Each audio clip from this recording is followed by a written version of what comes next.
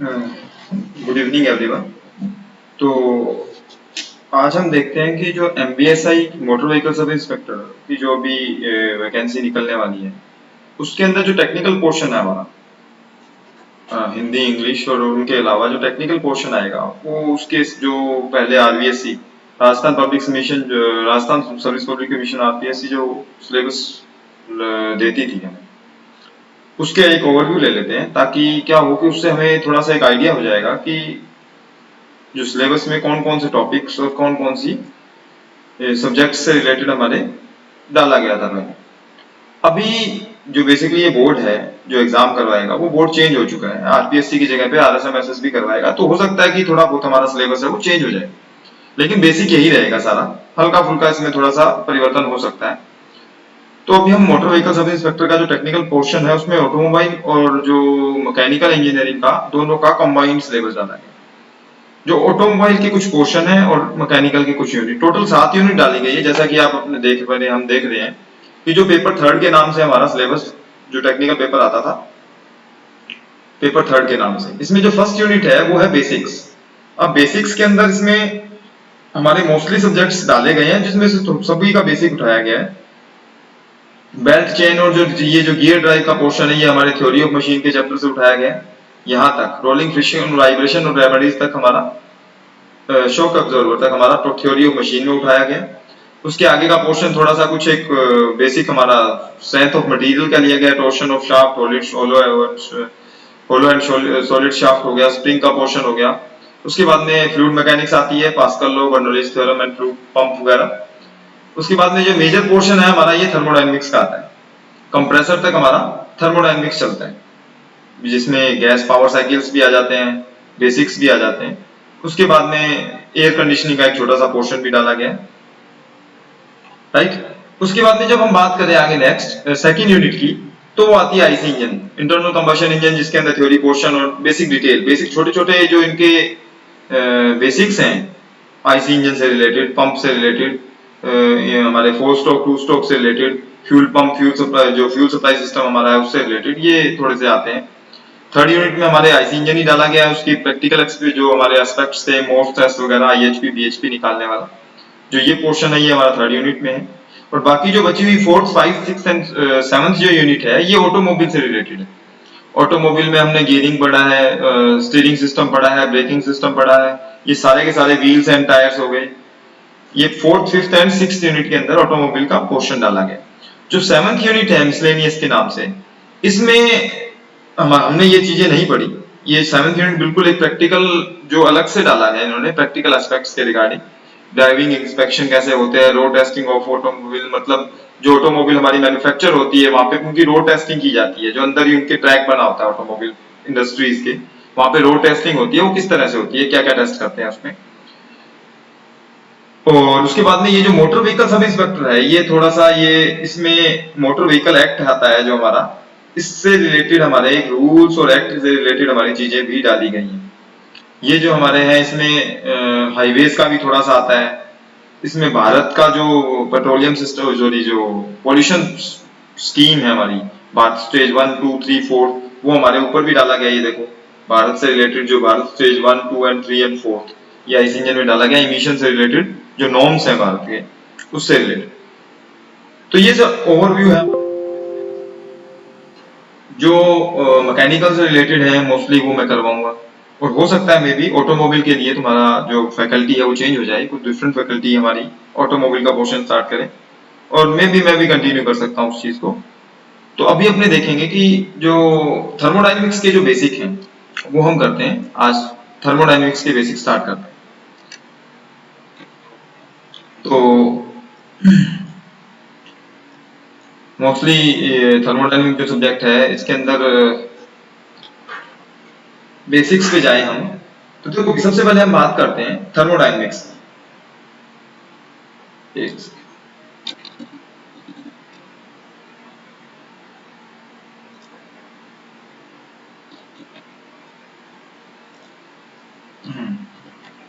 Thermodynamics की, तो जो थर्मोडाइनमिक्स है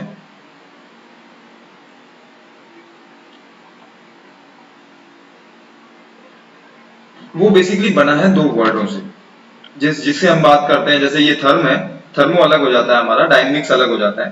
तो जो थर्म है वो बेसिकली है ग्रीक वर्ड TH,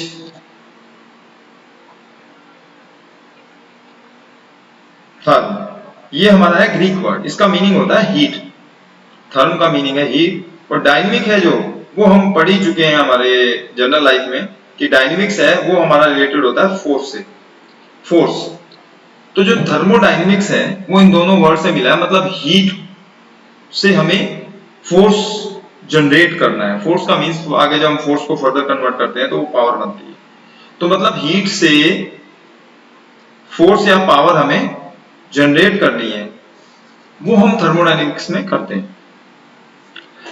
थर्मोडायनेमिक्स में देखो हमारे जो जनरल फिजिकली हमारे जो रूटीन है, हमारी जनरल लाइफ है, उसके अंदर मोस्टली हमारे पास हमारे इर्द गिर्द थर्मोडायनेमिक्स के बहुत सारे प्रोसेसेस घटित होते हैं। जैसे वो रिवर्सिबल भी हो सकते हैं नेचर में, इरिवर्सिबल भी हो सकते हैं, दोनों तरह के थर्मोडायनेमिक्स प्रोसेसेस बेसिकली दो तरह से डिवाइड करते हैं हम। कुछ एक होते हैं जो रिवर्सिबल होते हैं, मींस A to B जा सकते हैं तो B to A भी आ सकते हैं। कुछ प्रोसेसेस ऐसे होते हैं जो पॉइंट A to B तो जा सकते हैं बट B to A नहीं आ सकते। जैसे आप दूध गर्म करते हैं, हम पानी गर्म करते हैं ना, वाटर या दूध को गर्म करते हैं तो हम उसे ठंडा भी कर सकते हैं। तो हमने क्या किया, हम पहले हमने उसे हीट दी, गर्म किया, फिर हमने उसे ठंडा कर दिया, वापस उसी स्टेज में लेके आ गए। तो ये तो है रिवर्सिबल प्रोसेस, राइट। जैसे हमने एक अलग एग्जांपल लें तो हम एयर को कंप्रेस कर सकते हैं, तो उसी एयर को हम एक्सपांड भी कर सकते हैं। तो एक्सपांशन और कंप्रेशन दोनों हम एक ही एयर पे कर सकते हैं। तो ये बेसिकली रिवर्सिबल प्रोसेस है। अब बात करें इरिवर्सिबल प्रोसेस की, तो आप एक व्हील, बाइक का व्हील है वो रोटेट हो रहा है, आपने सडनली उसे स्टॉप कर दिया, तो क्या होगा, जिस भी चीज से आप स्टॉप करोगे उसका टेम्परेचर बढ़ जाएगा, राइट। जो काइनेटिक एनर्जी व्हील के पास थी वो किस में कन्वर्ट हो गई, हीट में कन्वर्ट हो गई। ये तो एक A to B प्रोसेस हो गया। बट क्या ये पॉसिबल है कि हम उस व्हील को हीट दें और वो काइनेटिक एनर्जी में कन्वर्ट हो जाए? ये पॉसिबल नहीं है।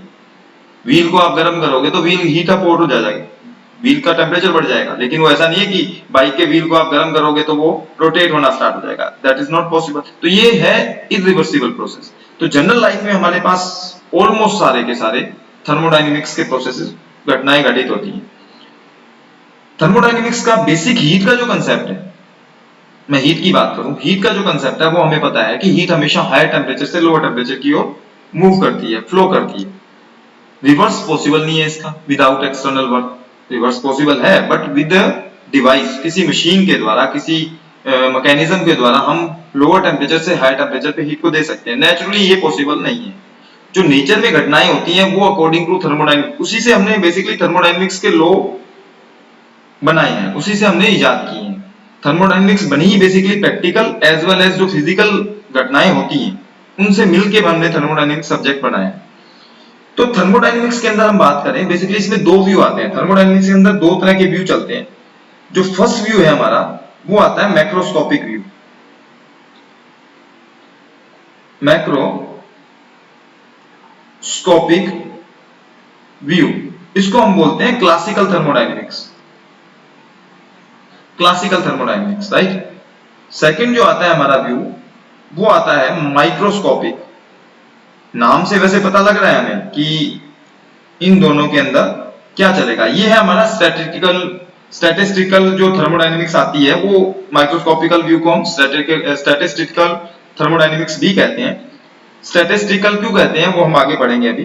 देखो मैक्रोस्कोपिक व्यू के अंदर क्या होता है, मेनली जो क्लासिकल थर्मोडायनेमिक्स है उसके अंदर हम क्या करते हैं, क्वांटिटी पे मैटर करती है। हम जो फोकस करेंगे ना वो क्वांटिटी पे करेंगे। दो तरह की चीजें होती है। मैं बात करूं कि एक रूम है, रूम के अंदर क्या चल रहा है कि कंप्लीट एक बार प्रेशर चल रहा है। हम बात करें कि एक रूम में प्रेशर क्या है, तो हम ये कहेंगे कि रूम में प्रेशर क्या है, 1 एटमॉस्फेरिक प्रेशर। ये तो हो गया। अब मैं बात करता हूं रूम के अंदर एयर के मिलियंस ऑफ मॉलिक्यूल्स होंगे, राइट। उन सब का जो एवरेज प्रेशर होता है वो हम डिफाइन करते हैं 1 बार के रूप में। तो वो तो मॉलिक्यूलर बेस पे हो गया, मॉलिक्यूलर वाइज चेंज होगा। अब मैं जैसे बात करूं, हम बात करते हैं अर्थ की, अर्थ के ऊपर हम मानते हैं कि 1 atm प्रेशर है। बट क्या हर एक एरिया वाइज, मैं बात करूं हिमाचल की, वहां पे हो सकता है हिली एरिया है, समुद्र सी लेवल से डिस्टेंस अलग है, तो वहां पर प्रेशर थोड़ा सा वेरी करेगा। लेकिन हम क्या मान के चलते हैं, हम पूरी अर्थ का एवरेज प्रेशर मानते हैं, तो वो हम डिफाइन करते हैं 1 atm। तो क्वांटिटी पे जाए, मैं पूरी अर्थ को कंसीडर करूं तो वो तो मैक्रोस्कोपिक व्यू होगा, वो क्लासिकल थर्मोडायनेमिक्स होगी। तो हमने क्वांटिटी पे डिफाइन किया, हम मॉलिक्यूलर बेस पे नहीं गए, डेप्थ में नहीं गए, हम उसकी मॉलिक्यूलर स्टेट के ऊपर पॉइंट वाइज नहीं गए, हमने ओवरऑल एवरेज बताया। तो हम उस चीज की स्टडी करते हैं, वो तो मैक्रोस्कोपिक व्यू कहलाता है। Microscopic, micro molecular, micro means छोटा, बहुत छोटा पार्टिकल। तो मैक्रो मतलब मॉलिक्यूलर स्ट्रक्चर के मॉलिक्यूलर बेस पे हम जाते हैं, यदि मॉलिक्यूलर बेस पे हम जाएं, मॉलिक्यूलर बेसिस पे हम स्टडी करें, तो वो होती है माइक्रोस्कोपिक थर्मोडायनेमिक्स, या हम स्टैटिस्टिकल थर्मोडायनेमिक्स कहते हैं उसे। स्टैटिस्टिकल मतलब मैं बात करूं एक रूम की, तो मैं हर एक पॉइंट पे जा सकता हूं। मैं कहता हूं एक पर्टिकुलर, जैसे एक मैं बात करता हूं कि एक कोई मैं कर्व बनाता हूं, कर्व पर ये पॉइंट है कोई, इस पॉइंट की बात करता हूं कि इस पॉइंट पर कुछ पर्टिकुलर वैल्यू क्या है, टेम्परेचर की वैल्यू क्या है, राइट। इस पॉइंट पर टेम्परेचर की वैल्यू क्या है, इस पॉइंट पर टेम्परेचर की वैल्यू क्या है, तो मैं उस पर्टिकुलर पॉइंट पर जो मॉलिक्यूल्स होंगे उनका टेम्परेचर मेजर कर रहा हूं। लेकिन मैं यदि कहूं ये पूरा का पूरा जो मैंने एनुलर बनाया, ये सिस्टम बनाया छोटा सा, यदि इसका पूरे होल सिस्टम का टेम्परेचर मेजर करना चाहूं तो वो एक होगा। वो क्या होगा, हर एक जो मॉलिक्यूल्स होंगे जितने भी अंदर, उन सबका एवरेज टेम्परेचर होगा। तो जो मैं एवरेज टेम्परेचर पूरे सिस्टम की बात कर रहा हूं, तब तो वो मैक्रोस्कोपिक स्टडी कहलाती है, हमारी मैक्रोस्कोपिक व्यू, क्लासिकल थर्मोडायनेमिक्स कहलाती है। यदि मैं इंडिविजुअल मॉलिक्यूल्स की बात करूं, पॉइंट टू पॉइंट लोकेट करके बात करूं, तो वो होती है माइक्रोस्कोपिक व्यू के अंदर।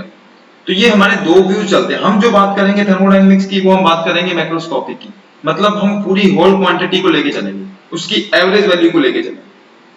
तो ये तो हमारे हुए थर्मोडायनेमिक्स के दो बेसिक। तो देखो, ये जो हमने बात करी इन सब के बेसिस पे, तो थर्मोडायनेमिक्स एक ऐसी चीज है, ऐसा सब्जेक्ट है, हमने एक ऐसा सब्जेक्ट बनाया जिसके अंदर हम क्या करते हैं, अलग अलग लॉज की स्टडी करते हैं, जो कि हमने फिजिकली जो घटनाएं घटित होती हैं, किससे रिलेटेड, थर्मोडायनेमिक्स में हीट ट्रांसफर या हीट ट्रांसफॉर्मेशन से रिलेटेड जिन लॉज की स्टडी की जाती है जिस सब्जेक्ट के अंदर में, उसे अपने बोलते हैं थर्मोडायनेमिक्स। और ये थर्मोडायनेमिक्स क्या करता है, उनकी प्रॉपर्टीज में भी रिलेशन एस्टैब्लिश करता है, रिलेशन बनाता है। जैसे हम थर्मोडायनेमिक्स में पढ़ते हैं basic gas equation PV = mRT। इसमें क्या है, ये प्रॉपर्टीज हैं, प्रेशर, वॉल्यूम, टेम्परेचर, ये क्या है, बेसिकली ये प्रॉपर्टीज हैं किसी भी सिस्टम की। इनके अंदर क्या कर रहा है, रिलेशन, एक सूत्र स्थापित कर रहा है। वो कौन करता है, थर्मोडायनेमिक्स के अंदर ही हम ये रिलेशन को एस्टैब्लिश करते हैं, रिलेशन को स्थापित करते हैं, राइट। तो ये तो हुआ हमारा बेसिक ऑफ थर्मोडायनेमिक्स, जो डेफिनेशन क्या होती है, राइट।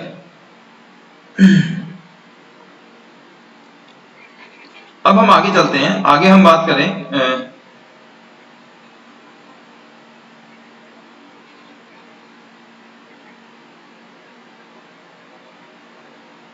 अब हम बात करते हैं थर्मोडायनेमिक्स के अंदर सबसे पहली डेफिनेशन जो हमारी आती है, जो हमने बात करी अभी, सिस्टम।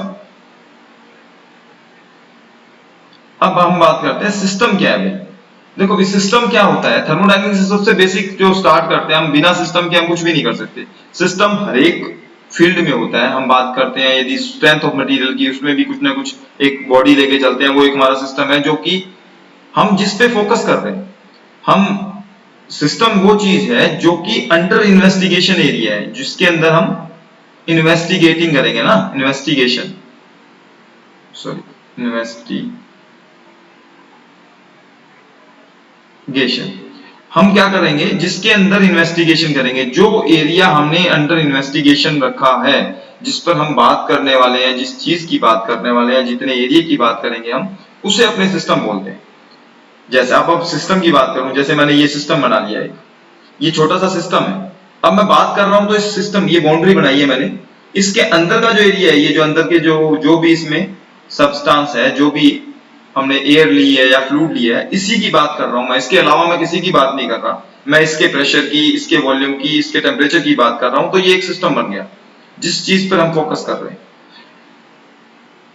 तो ये सिस्टम हो गया हमारा। सिस्टम हमारे बेसिकली, हम आगे बात करें तो सिस्टम हम दो तरीके से क्लासिफाई करते हैं। सिस्टम को हम दो तरीके से क्लासिफाई करते हैं मेनली। एक को हम बोलते हैं ओपन सिस्टम या क्लोज सिस्टम, जो हमने बात करी है अभी। हम जो बात करते हैं, एक तो है ओपन सिस्टम। इनके दूसरे नाम भी हैं, वो भी हम बात करेंगे। दूसरा है क्लोज सिस्टम। अब ओपन सिस्टम को क्या बोलेंगे हम?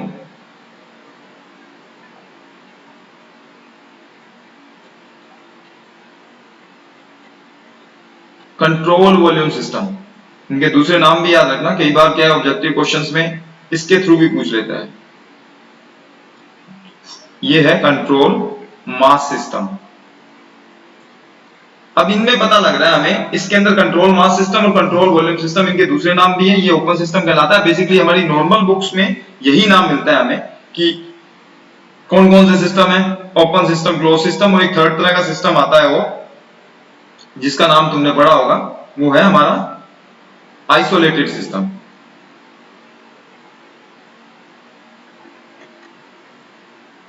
ये टर्म्स जो है हमारी, ये हमें इंग्लिश में याद रखना चाहिए मोस्टली, ठीक है, क्योंकि हिंदी में इनके थोड़े से बहुत आइसोलेटेड सिस्टम को जैसे विलगित निकाय बोलते हैं, तो ये तुम्हारे थोड़ा सा ज्यादा प्रॉब्लम करेगा कि याद रखने में भी प्रॉब्लम आएगी। तो ये हमारा open system, close system and isolated system, ये है कंट्रोल वॉल्यूम सिस्टम। अब कंट्रोल वॉल्यूम और कंट्रोल मास सिस्टम, देखो कंट्रोल करना है, किसे करना है? मास को। तो ये मैं बात करता हूं, ये कोई एक मेरा सिस्टम है जो मैंने बनाया, इसको अपने बोलते हैं क्या? ये होती है हमारी बाउंड्री, बाउंड्री, और ये है हमारा सिस्टम। बाउंड्री क्या करती है? सिस्टम को बाहर वाले जो पोर्शन है, सिस्टम छोटा सा पोर्शन था, उसके अलावा जो भी बचा है उससे बाउंड्री उसको अलग करती है। तो यानी कि ये जो बाहर वाला जो पोर्शन है उसको अपने बोलते हैं क्या? सराउंडिंग। यानी बाउंड्री एक ऐसा एक मे बी इमेजिनरी और may be visible, may be physical भी हो सकता है और इमेजिनरी भी हो सकती है। तो ये एक ऐसा इमेजिनरी या फिजिकल ये बाउंड्री एरिया ऐसा है जो क्या करता है? सिस्टम को सराउंडिंग से अलग करता है, सिस्टम को सराउंडिंग से अलग करता है। सराउंडिंग वो है जो कि सिस्टम के अलावा जो भी अनंत पोर्शन है बचा हुआ, वो सारा का सारा सराउंडिंग कहलाएगा। और सिस्टम प्लस सराउंडिंग पूरा होल पोर्शन हम मिला दें तो वो कहलाता है यूनिवर्स। यानी यूनिवर्स क्या हुआ? यूनिवर्स क्या हुआ? सिस्टम प्लस सराउंडिंग, ये हो गया यूनिवर्स। अब हम यहां बात कर रहे थे, ये हमारा सिस्टम हो गया। अब हम बात करें कंट्रोल मास सिस्टम क्या है। कंट्रोल मास सिस्टम क्या है? देखो भी, सिस्टम ऐसा भी हो सकता है, इसमें दो चीजें हो सकती है। मैंने अंदर जो गैस फिल करी हुई है सिस्टम के अंदर, बाउंड्री ऐसी हो, फिजिकल बाउंड्री हो, जो कि मास है वो क्या हो? ट्रांसफर नहीं हो, मास का आदान प्रदान, मतलब सिस्टम से बाहर मास जाए ना और सिस्टम के अंदर भी ना आए, यानी फिक्स्ड मास सिस्टम ये हो, तब हम बोलते हैं उसको कंट्रोल मास सिस्टम। अब कंट्रोल मास के अंदर हमारी दो चीजें फिक्स रहती हैं, एक तो रहता है मास, फिक्स्ड मास एंड आइडेंटिटी। अब आइडेंटिटी से मतलब क्या? तुमने एक चीज तो देख ली कि जो ये हमारा सिस्टम है इसके अंदर मास अंदर नहीं आना चाहिए और ना बाहर जाना चाहिए, ये तो हो गया फिक्स मास। मतलब सिस्टम के अंदर यदि 1 kg मास है एयर का तो 1 kg रहना चाहिए, तब तो वो समझ में आ गया, फिक्स मास हो गया। लेकिन मैंने एक सेकंड वर्ड यूज में लिया है, वो है आइडेंटिटी। आइडेंटिटी क्या चीज है? आइडेंटिटी का मीन्स ये होता है भी, जो ये 1 kg का मास अंदर था, ऐसा भी हो सकता है वो 1 kg रहे लेकिन मास चेंज हो जाए। चेंज कैसे हो जाए? मैंने क्या किया, ½ kg मास बाहर निकाल लिया और नया ½ kg मास को अंदर डाल दिया, राइट। ये करने से अंदर सिस्टम के अंदर मास कितना है? 1 kg है, राइट। जिस रेट से मैं बाहर निकाल रहा हूं मास को, उसी रेट से मैं अंदर डाल रहा हूं मास को सिस्टम के। तो सिस्टम के अंदर मास तो फिक्स ही रह रहा है, 1 kg पहले था, 1 kg अब है। लेकिन चेंज क्या हुआ? जो अंदर ½ kg मास था पहले, वो तो बाहर निकल चुका है और नया मास अंदर आ गया। इसका मतलब जो अंदर मास था ना, उसकी आइडेंटिटी चेंज हो गई, पहचान चेंज हो गई है, वो नया मास आ चुका है। तो वो यदि ऐसा हो जाता है तो वो कंट्रोल मास सिस्टम नहीं है, वो कंट्रोल मास सिस्टम नहीं कहलाएगा। तुम कहोगे सर कि इसमें मास तो वही है, 1 kg है, तो ये कंट्रोल मास सिस्टम क्यों नहीं है? पहले भी 1 kg था, अब भी 1 kg है। तो कंट्रोल मास सिस्टम की जो डेफिनेशन है उसमें दो वर्ड आते हैं, एक तो फिक्स्ड मास और आइडेंटिटी, मतलब पहचान भी वही होनी चाहिए जो पहले थी। मतलब 1 kg जो मास एयर का पहले था वही का वही होना चाहिए, उसमें से 1 ग्राम भी मास बाहर नहीं आना चाहिए और नया 1 ग्राम मास अंदर नहीं जाना चाहिए। यदि ऐसा भी हो जाता है तो भी ये फिक्स कंट्रोल मास सिस्टम या क्लोज सिस्टम नहीं है। क्लियर है सबको? तो सेकंड थिंग, मास का तो क्लियर हो गया कि मास ट्रांसफर नहीं होना चाहिए। सेकंड थिंग, एनर्जी की बात करूं मैं, ई से लिखता हूं एनर्जी, एनर्जी को रिप्रेजेंट कर रहे हैं ई से। ई है वो पॉसिबल है, चेंज हो सकती है, वो नॉट इक्वल टू जीरो है, मतलब वो इंटरचेंज हो सकती है, अंदर से हीट बाहर आ सकती है, बाहर से हीट अंदर जा सकती है, एनर्जी ट्रांसफर हो सकता है, मास का ट्रांसफर नहीं होना चाहिए। तो वो तो हो गया क्लोज सिस्टम या control mass system, right. Second thing, अब हम बात करें सेकंड सिस्टम की। मैं एक सेकंड सिस्टम और बनाता हूं। सेकंड सिस्टम मैंने बनाया, इसके अंदर ये हमारी होगी बाउंड्री, ये हमारा है सिस्टम। अब ये जो कंट्रोल वॉल्यूम सिस्टम की बात कर रहा हूं मैं, तो इसके अंदर का जो ये वॉल्यूम है, अंदर का जो एरिया है ना, ये जो एरिया है अंदर का, इसमें जो भी वॉल्यूम है, अब मैं मास कुछ भी हो सकता है, इसका मास कुछ भी हो सकता है, चेंज भी हो सकता है, कुछ भी हो सकता है, वॉल्यूम फिक्स रहना चाहिए। वॉल्यूम का मतलब ये जो साइज है, मान लिया मैंने कहा बलून है जैसे, राइट, बलून अज्यूम आपने, क्योंकि हमने ये चीज हमें पता है कि हम एयर को यदि गर्म करते हैं तो वो फैलती है, राइट। मैंने बलून को बंद कर दिया एकदम, ताकि उसका मास ट्रांसफर ना हो सके, राइट, मास ट्रांसफर नहीं होगा। यदि मैं किसी तरीके से बलून की एयर को हीटअप करूं तो वो क्या होगी, फैलेगी, तो उससे क्या होना चाहिए, बलून का साइज बड़ा होना चाहिए, राइट, होना चाहिए। तो बलून का साइज बड़ा हो रहा है तो इसका मतलब उसका वॉल्यूम चेंज हो रहा है, वॉल्यूम बढ़ रहा है उसका, लेकिन मास क्या हो रहा है, मास तो वही का वही था, अंदर मास था वो फिक्स था। तो वो तो हो गया हमारा क्लोज सिस्टम कि अंदर का वॉल्यूम फिक्स है, सॉरी मास फिक्स है, लेकिन वॉल्यूम बदल रहा है, तो हमें कोई प्रॉब्लम नहीं है, एनर्जी भी ट्रांसफर हो रही है क्योंकि हम हीट दे रहे हैं। तो वो तो हो गया एक एग्जांपल कंट्रोल मास सिस्टम का, यानी कि क्लोज सिस्टम का। Second thing, control volume system. अब कंट्रोल वॉल्यूम में अब हम बलून को रिप्लेस कर देते हैं एक मेटल के बॉक्स से। मेटल का बॉक्स बनाया हमने, क्लोज कर दिया उसको, एकदम बिल्कुल पैक कर दिया। अब हम उसमें दो होल रखते हैं, एक होल में एक वाल्व, दूसरे होल में दूसरा वाल्व, राइट। अब हम क्या करते हैं, एक होल से एयर को अंदर भेजते हैं, दूसरे होल से एयर को, जितनी एयर अंदर हमने भेजी है उतनी एयर बाहर निकल जाएगी, क्योंकि अंदर तो हमारा एट लास्ट जो वॉल्यूम है हमारा वो तो फिक्स रहेगा, वो तो एक्सपांड नहीं हो सकता। तो वॉल्यूम तो हमारा फिक्स हो गया, मेटल का बना दिया हमने, लेकिन मास चेंज हो रहा है उसमें, मास आ भी रहा है और मास जा भी रहा है, दो वाल्व के थ्रू। हीट भी जा रही है अंदर, हीट भी आ रही है, क्योंकि मेटल है, बाहर से हीट अंदर जा सकती है, अंदर से हीट बाहर आ सकती है। तो मतलब ये जो हमारा ओपन सिस्टम है उसमें ओपन है कि मास भी नॉट इक्वल टू जीरो है, यानी मास भी जा सकता है, और एनर्जी जो ई है वो भी नॉट इक्वल टू जीरो है, कि ई भी हमारी ट्रांसफर हो सकती है।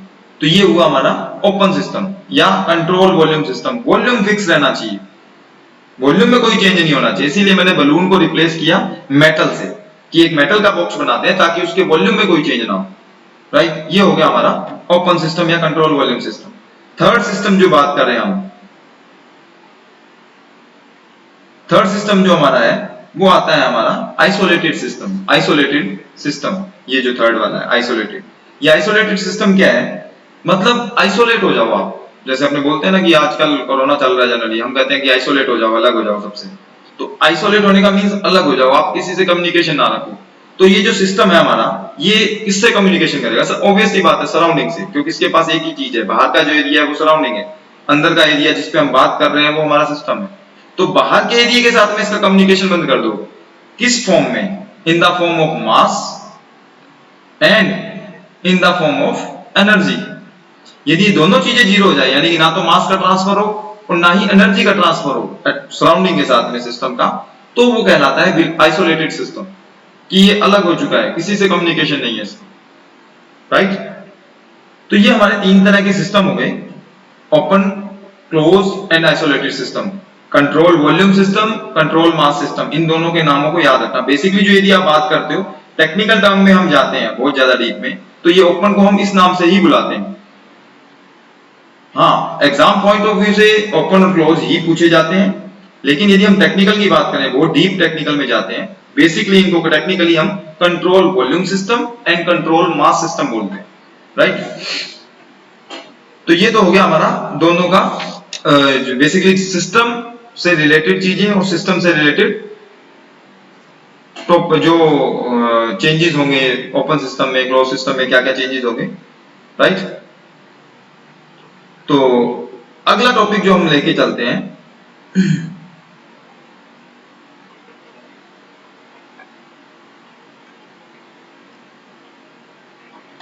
सॉरी,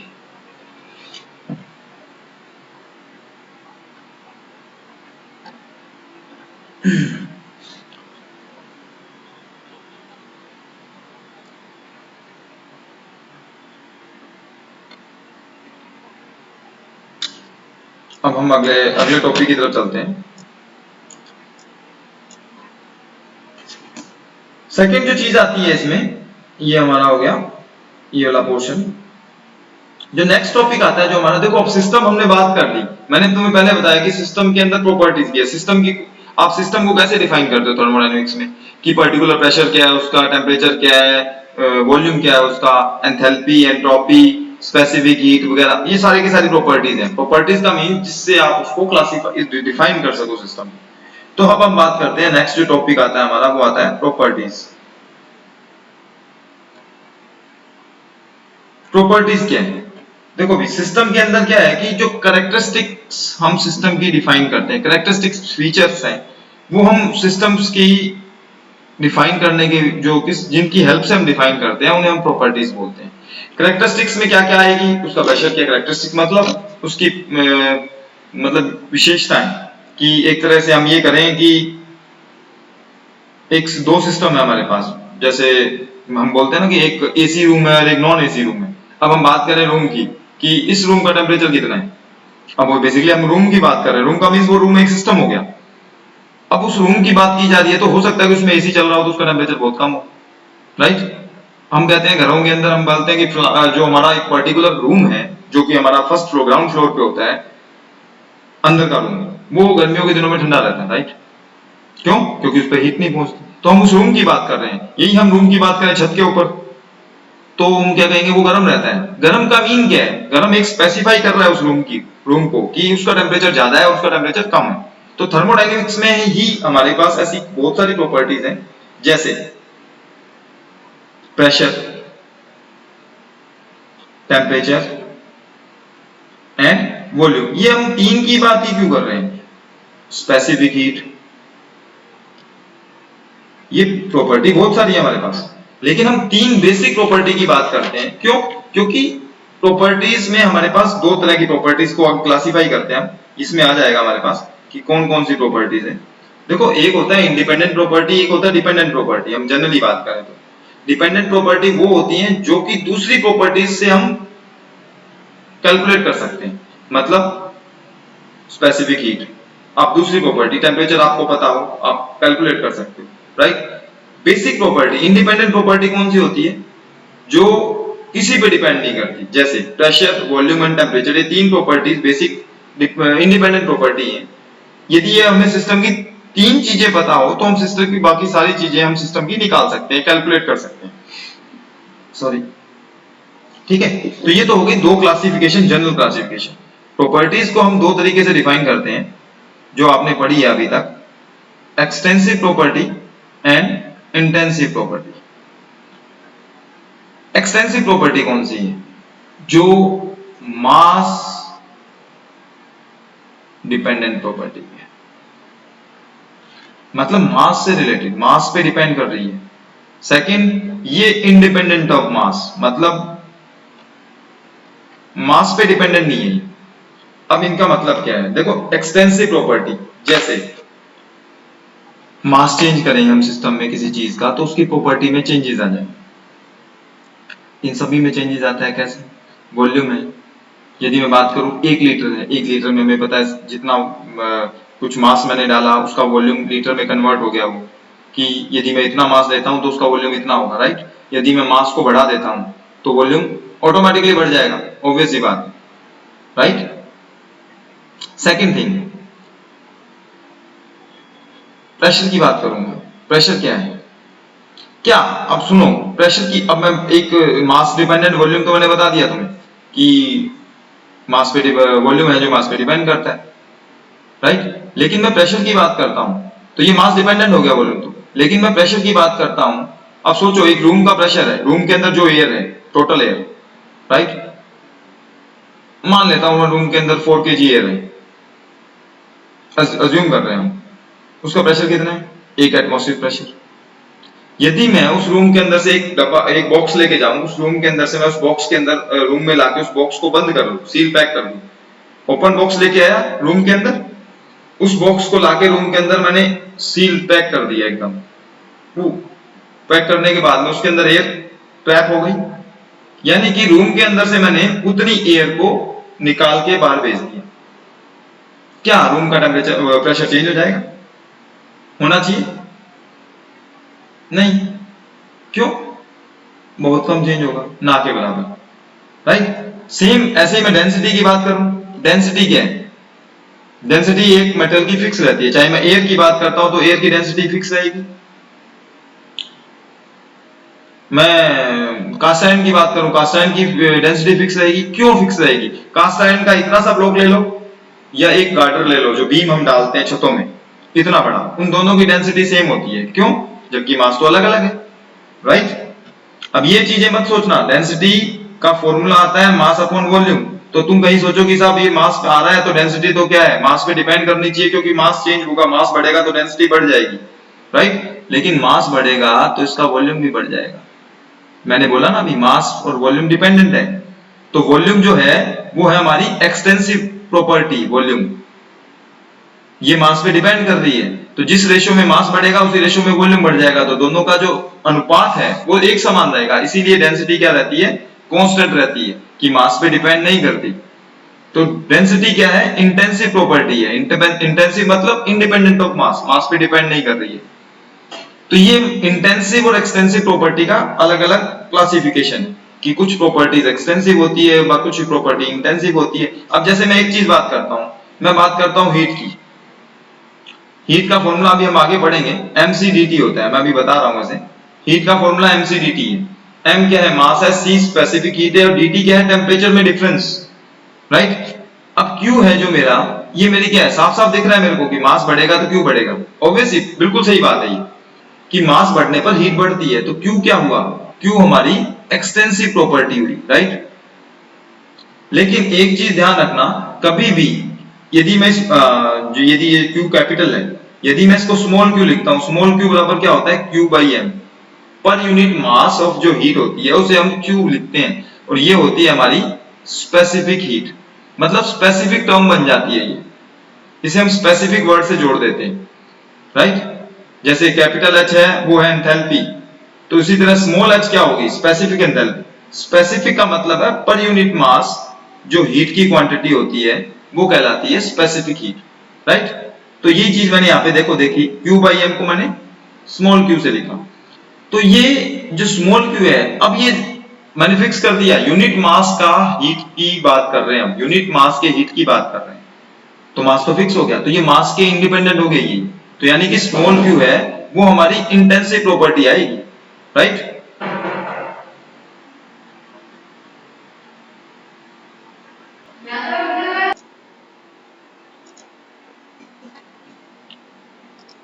तो